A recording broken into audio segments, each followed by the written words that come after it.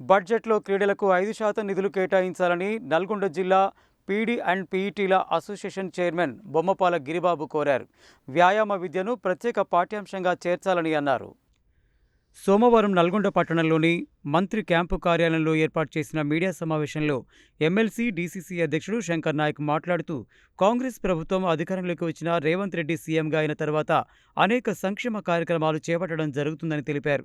రైతు రుణమాఫీతో పాటు రైతు భరోసా, ఇందిరమ్మ ఇళ్లు, ఉచిత కరెంటు, మహిళలకు ఉచిత బస్సు ప్రయాణం ఇలాంటి అనేక సంక్షేమ కార్యక్రమాలు చేపడుతున్నారని చెప్పారు.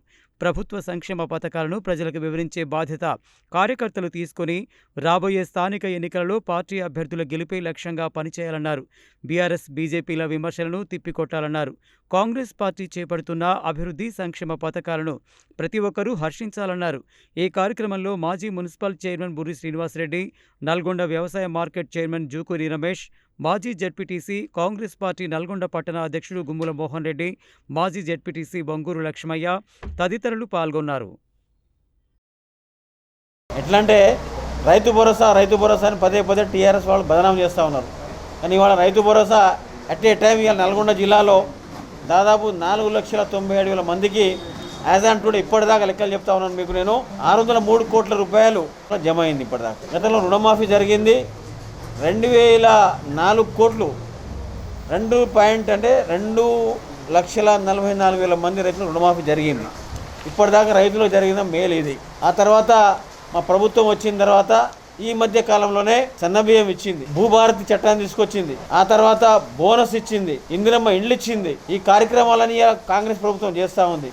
6 గ్యారెంటీలు ముందు పోయినాయి. ఇవన్నీ బస్సు ఫ్రీ పోయింది, ఆరోగ్యశ్రీ వచ్చింది, 200కు యూనిట్ కరెంట్ ఫ్రీ వచ్చింది, ఆ తర్వాత ఇందులో గ్యాస్ వచ్చింది. ఇవన్నీ రకరకాల సంక్షేమ పథకాలతో మా ప్రభుత్వం ముందుకు పోతా ఉంది. టీఆర్ఎస్ పార్టీ వాళ్ళు, బీజేపీ వాళ్ళు పని పాట లేకుండా ఎక్కడ మా ప్రభుత్వానికి రైతుల కోసం పనిచేస్తూ ఉంది. కాబట్టి రైతుల కోసం పనిచేసే ప్రభుత్వాన్ని మెచ్చుకోపోగా వాళ్ళు మా మీద అబండాలు ఇస్తూ ఉన్నారు. ఎవరైతే వ్యవసాయం చేస్తున్నారో, ఎవరైతే వ్యవసాయమైన భూమి ఉన్నదో వాళ్ళందరూ రైతులకు తప్పకుండా న్యాయం చేస్తుంది ప్రభుత్వం. ఇలా మీరు లైనింగ్ చూడండి, 400 కోట్లతో లైనింగ్ చేస్తూ ఉండే మా గౌరవ మంత్రి గారు, ఆర్మీ మంత్రి గారు. నల్గొండలో సంక్షేమ పథకాలు చాలా తీసుకొచ్చారు. బైపాస్ రోడ్డు కానివ్వండి, ఆ తర్వాత స్కూల్స్ కానివ్వండి, అతను సొంత డబ్బుతో సొంత ఖర్చును పనిచేస్తూ ఉన్నారు. ఉత్తమ్ కుమార్ రెడ్డి గారు సన్న బియ్యం తీసుకొచ్చి పేద ప్రజలందరికీ ఇలా 3 పూటలు తినేలాగా చేస్తూ ఉన్నారు. ఇలా ప్రతి కాన్స్టెన్సీకి ఇలా 3,500 ఇళ్ళు ఇస్తూ ఉన్నాం. ఇలా అప్పుడే ముగ్గు పోసినాం, డబ్బు రెడీగా పెట్టాం, ఎంఆర్ గారు డబ్బు డిపాజిట్ చేసినాం, పోస్టులకు ₹1,00,000 డిపాజిట్ చేస్తూ ఉంది. పోస్టులు నిన్న నకరేకల్లో పెద్ద మీటింగ్ పెడితే అక్కడ మా గృహ నిర్మాణ శాఖ మంత్రి పొంగులేటి శ్రీనివాసరెడ్డి గారు చెప్పారు, ఈ 4 ఏళ్ళలో 20 లక్షల ఇళ్ళు కట్టిస్తాం, మాకు వచ్చినాయి 16 లక్షల దరఖాస్తులే, అయినా కానీ 20 లక్షల ఇళ్ళు కట్టించే తీరుతామని చెప్పి తెలియజేసుకుంటాం. కాబట్టి మీరు అందరూ గమనించాల్సిన అవసరం ఉంది. ఈ రైతులు ఏదైతే రైతు భరోసా పూర్తి చేసింది కాబట్టి రేపు మండలాల్లో మండల పార్టీ అధ్యక్షులు, టౌన్లో టౌన్ పార్టీ అధ్యక్షులు, బ్లాక్ కాంగ్రెస్ అధ్యక్షులు, మన కార్యకర్తలందరూ రేపు మండలాల్లో సంబరాలు చేయాలని ఇలా పార్టీ ఆదేశించింది. కాబట్టి ఎవరిని మందులు ఇచ్చినా కానీ ఇలా కాంగ్రెస్ ప్రభుత్వం మంచి పని చేస్తూ ఉంది. ఈ మంచి పనిని అందరూ హర్షిస్తూ ఉన్నారు. రేపు లోకల్ పార్టీ ఎలక్షన్స్ వస్తూ ఉన్నాయి. ప్రతిదీ మండలంలో మండల పార్టీ అధ్యక్షులు ప్రతి ఒక్కరు పనిచేయాల్సిన అవసరం ఉంది.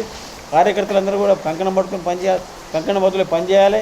అన్ని మండలాలు గెలవాలి, జెడ్పీటీసీ గెలవాలి, జిల్లా పరిషత్ గెలవాలి. కాబట్టి లోకల్ పార్టీ ఎలక్షన్స్ త్వరలో వస్తూ ఉన్నాయి. కార్యకర్తలందరూ అవేర్నెస్గా ఉండాల్సిన అవసరం ఉన్నది, జాగ్రత్తగా ఉండాలి. అదేవిధంగా మన సంక్షేమ పథకాలు కూడా ప్రజలకు తీసుకుపోవాలి. ఇన్ని చేసిన ప్రభుత్వాన్ని హర్షించాల్సిన అవసరం ఉంది మనం.